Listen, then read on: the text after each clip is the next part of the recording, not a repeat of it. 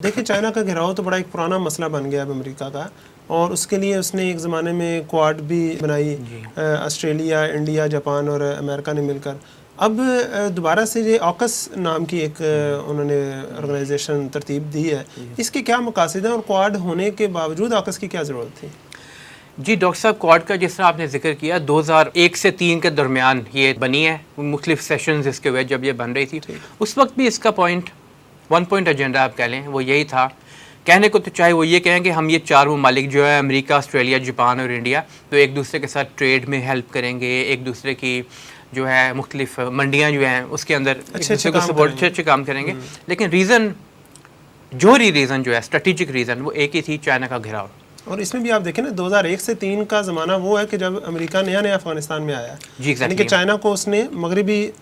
طرف سے گھیرا ہے، اور ساتھ ہی وہ ساؤتھ چائنا سی سے بھی اس پر ایگزیکٹلی۔ اور آپ یہ دیکھ سکتے ہیں کہ مطلب یہ چیز تو بہت کلیئر ہے کہ starting from very early 90s اس وقت سے ہی امریکن جو پالیسی ڈاکیومنٹس ہیں اس کے اندر China as a new emerging threat وہ سامنے آنا شروع ہو گیا ہوا تھا، کیونکہ USSR تو ختم ہو رہا تھا اس وقت اور ختم ہو چکا ہوا تھا، تو بہرحال ان کے لیے جو ایک تو تھریٹ مسلم فنڈامنٹلزم جس کا جو وہ نام دیتے تھے وہ تھا، لیکن دونوں تھریٹ انہیں ایٹ دا سیم ٹائم تھے۔ 2017 میں جا کے پھر ہم دیکھتے ہیں کہ ویسے تو درمیان میں اس کی کوشش کی گئی صدر اوباما کے دور میں بھی کہ کوآڈ کو تھوڑا اور زیادہ اس کے اندر روح پھونکی جائے، نہیں، لیکن بیداری جو زیادہ اس کے لیے کام کیا وہ پھر 2017 کے بعد ہم دیکھتے ہیں کہ ٹرمپ نے کیا، اور اس کے لیے پھر باقاعدہ یہاں پہ ان کے فارن منسٹر لیول کی ایٹ لیسٹ سمٹس ہوئی، اور اس میں بہت کلیئر ہو کے ان کے انٹرنیشنل جو تھنک ٹینکس ہیں اور جو میڈیا گروپس ہیں اس کے اندر تو یہ باتیں بہت کلیئرلی آنا شروع ہو گئیں کہ ان کا مقصد ایک ہی ہے کہ چائنا کو انہوں نے کنٹین کرنا ہے۔ اب چائنا کی کنٹینمنٹ کے لیے USA اس وقت موجود تھا۔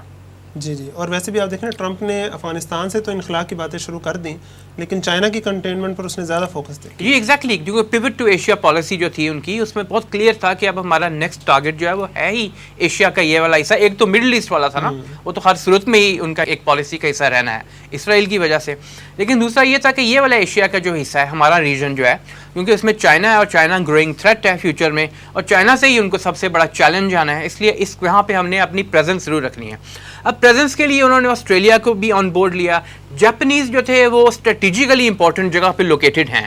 جغرافیائی لحاظ سے، لیکن ملٹری کے لحاظ سے کوئی بڑی پاور نہیں تھی۔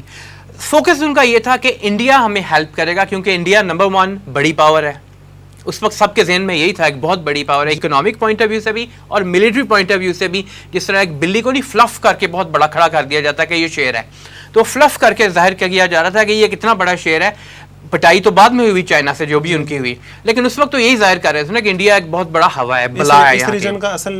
مالک وہی ہے۔ سیکنڈلی انڈیا وہ واحد ملک تھا، ایک تو امریکہ خود یہاں آیا ہوا تھا اور مڈل ایسٹ میں موجود تھا،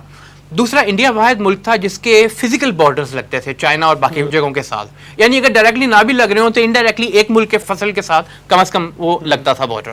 افغانستان میں موجود تھا انڈیا اس وقت، تو انڈیا کے انہوں نے جو ٹاسکس دیے تھے اس میں ایک تو یہ تھا انڈو پیسیفک کمانڈ، یہ جو امریکہ کی مختلف کمانڈز ہوتی ہیں نا، 7 کمانڈز ہیں جو انہوں نے بنائی ہیں اسٹریٹجیکلی اپنی ملٹری کی، ان میں سے جو پیسیفک کمانڈ ہے اس کو انڈو پیسیفک کمانڈ کا نام دے دیا تھا، خاص طور پہ اسی لیے۔ ساتھ یہ کہ انڈیا کو انہوں نے کہا تھا کہ اب افغانستان میں ڈائریکٹلی انوالو ہوں، انڈیا نے یہ کام کرنے سے انکار کر دیا، اور ساتھ یہ کہ انڈیا کو چائنا سے بھی مار پڑی اور اس کے اپنے ہمسایوں سے بھی تعلقات خراب ہونا شروع ہوئے۔ اب ان کو محسوس ہوا کہ ایک دوسرے طریقے سے بھی چائنا کے گھیراؤ کے لیے، خاص طور پہ ساؤتھ چائنا سی جو ہے اس کے راستے سے ڈائریکٹلی کوئی ایسا اتحاد بنایا جائے جو کہ مختصر ہو۔ بہت سارے لوگ شاید اپنے انالیسس میں اس بات کا ذکر نہیں کر رہے، جو بھی آپ نے ابھی حوالہ دیا نا اکاس کا، آسٹریلیا، UK، US، یہ تینوں وائٹ اینگلو سیکسن پروٹیسٹنٹس کے ملک ہیں جی، تو یہ بھی ایک ان کا ریسسٹ بیسس کے اوپر بھی ایک اتحاد بنتا تھا، یعنی کہ جاپان اور انڈیا اس سے نکل گئے، اورینٹلز جو ہیں جاپانی اور یہ جو انڈینز ہیں یہ تو انہوں نے نکال دیا۔ اب وہاں سے انہوں نے کیا سب سے پہلا کام کیا، آپ دیکھتے ہیں کہ جو Australian institute for policy studies ہے، جو بہت بڑا تھنک ٹینک ہے آسٹریلیا کا، جس کو United States department of defence funding کرتا ہے، امریکہ کی 3 بڑی ویپنز مینوفیکچرنگ کمپنیز اس کی فنڈنگ کرتی ہیں، انہوں نے ایسے بیانات دینے شروع کیے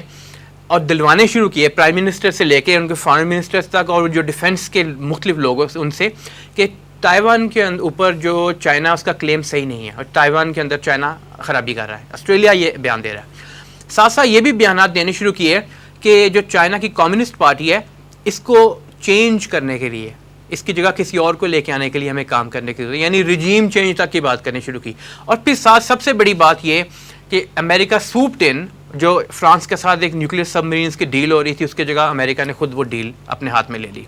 اب آسٹریلیا سے نیوکلیئر سب مرینز بیسیکلی اس کو پرووائڈ کرنا یا اس کا پورا جو ایک سلسلہ وہ بنا رہے ہیں, اس کی ریزن کیا ہے کہ یہاں ساؤتھ چائنا سی کے اندر اور چائنا کے اگینسٹ جو محاذ کھولنے جا رہے ہیں اس کے اندر آسٹریلیا کو کیسے انوالو کریں گے. آسٹریلیا کی اور کوئی ریزن نہیں بنتی نیوکلیئر سب مرینز لینے کی, نہ انڈونیشیا سے خطرہ ہے آسٹریلیا کو, نہ نیوزی لینڈ سے خطرہ ہے, اور کسی سے خطرہ ہو نہیں سکتا. تو سم اٹ اپ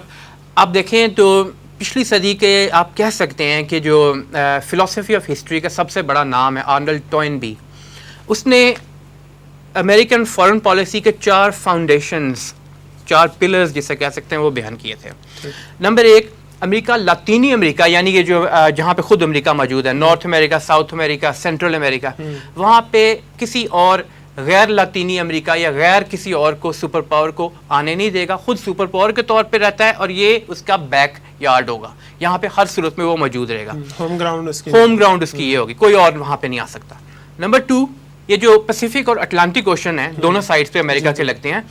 ان دونوں پہ امریکہ ہر صورت میں ہیجمنی کی صورت اپنی قائم رکھے گا اور وہاں پہ واحد سپر پاور کے طور پہ وہ ایگزسٹ کرنا چاہتا ہے بحری دنیا میں. نمبر 3, یوریشیا, یورپ اور ایشیا, وہاں پہ امریکہ ہر صورت میں سپر پاور کے طور پہ رہے گا اور اس کو کوئی چیلنج کرنے والا نہ ہو. سوویت یونین کے خلاف بھی اسی لیے جنگ تھی, چائنا کے خلاف بھی ایک جنگ کی, یہ بڑی دنیا ہوگی نا. چوتھا یہ کہ جو اس کا کیپٹلسٹ سسٹم ہے وہ کہیں چیلنج نہ ہو دنیا میں. یہ 4 اس نے فاؤنڈیشنز بتائی تھیں. ایک 5ویں ہم خود ایڈ کر لیتے ہیں اپنی طرف سے, اسرائیل کو ہر صورت میں سپورٹ کرنا ہے مڈل ایسٹ میں, جو مرضی ہوتا رہے, چاہے امریکہ کو نقصان پہنچے اسرائیل کو. یہ 5 چیزیں آپ دیکھتے ہیں تو یہ اس وقت امریکہ کی فارن پالیسی کو ڈیفائن کر رہی ہیں. کوڈ کیا ہے, اوکاس کیا ہے, وہ کیوں بنائی جا رہی ہے, اس کی یہی ریزنز ہے ساری. میں تھوڑا سا اس میں اضافہ چاہوں گا کہ کوڈ اور اوکاس کے حوالے سے جو کچھ رضا الحق صاحب نے کہا ہے بالکل درست کہا ہے. جو کوڈ ہے یہ تو تقریباً 16-17 سال پہلے بنا تھا, یہ کوئی نئی چیز نہیں ہے. البتہ یہ کہ بالکل ایک نہ ہونے کے برابر تھا, چند سال سے اس کو ذرا فعال کیا گیا ہے. کوڈ کے ہوتے اوکاس کی ضرورت کیوں پڑی؟ میں سمجھتا ہوں بھارت جو ہے وہ امریکہ کے لیے ناگزیر ہے. امریکہ اور بھارت فطری دوست بن گئے, ایک اس لحاظ سے اس کی ضرورت ہے, دشمن کا دشمن دوست. جی, دوسری یہ کہ بہرحال ایک بہت بڑی مارکیٹ ہے, بہت بڑی آبادی ہے, بہت بڑا رقبہ ہے, یہ چیزیں تو ہیں. دنیا کی جو آبادی کے لحاظ سے پہلا بڑا ملک ہے, اس سے اگر آپ کی دشمنی ہے تو پھر دوسرے بڑے ملک سے تو آپ کی دوستی جی مارکیٹ کے لحاظ سے. ہاں, تو اس لیے امریکہ بھارت کو چھوڑ تو نہیں سکتا. حالانکہ بھارت نے افغانستان میں جس طرح پیٹھ دکھائی ہے, امریکہ کے کہنے کے باوجود وہاں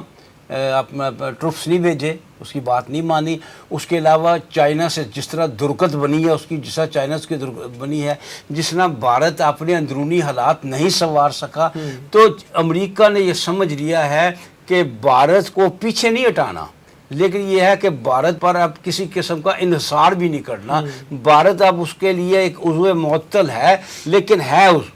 صحیح, لہذا اس نے اپنے اس کو ساتھ رکھا ہوا ہے. اور ایسا نہیں کیا کہ کوڈ کو ختم کیا ہے اور اوکاس کو بنایا ہے, کوڈ کو اپنی جگہ رکھا ہے تاکہ بھارت کا کم از کم عزت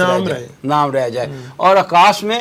کون کون ہے؟ آسٹریلیا ہے, یو کے ہے اور یو ایس اے ہے. اس میں بھی آپ دیکھیں تو اصل کام کرنے والے یو کے اور یو ایس اے ہیں. آسٹریلیا کو بھی کیونکہ جس طرح بھارت کی زمینی سرحد لگتی ہے, آسٹریلیا کی سمندری سرحد لگتی ہے, اور ساؤتھ چائنا سی جو ہے وہ جہاں وہ جزیروں کا معاملہ ہے, امریکہ کا وہاں جگہ ہے, چائنا نے کئی جگہ قبضے وغیرہ کر لیے ہیں, تو اس لحاظ سے ان کو آسٹریلیا کی ضرورت ہے. وگرنہ آسٹریلیا بھی عسکری لحاظ سے کوئی ایسی حیثیت نہیں رکھتا. اصل میں امریکہ اور برطانیہ ہیں جو یہ سمجھتے ہیں کہ چائنا کو کنٹین کرنے کے لیے, چائنا کو روکنے کے لیے ان کو اکٹھا ہونا گا. بھارت کو انہوں نے نام کے لیے ساتھ رکھا ہوا ہے, اور بھارت ان کو بہت سی صورتوں میں پے کرے گا. مثال کے طور پر ایک مارکیٹ کے طور پر تو قائم رہے گا, اور چائنا کے پاس ہے, اور کوئی نہ کام دیں گے تو چائنا سے مار تو پڑوائیں گے اس کو. یہ تو اس سے کام لیں گے کہ چائنا کا کچھ اسلحہ کوئی گولہ بارود اس پر ضائع ہو. تو بہرحال بھارت سے اب وہ کافی مایوس ہیں، لیکن کسی صورت بھارت کو جسے کہتے ہیں نا پڑے دکھا دینا، ایسا نہیں کریں گے.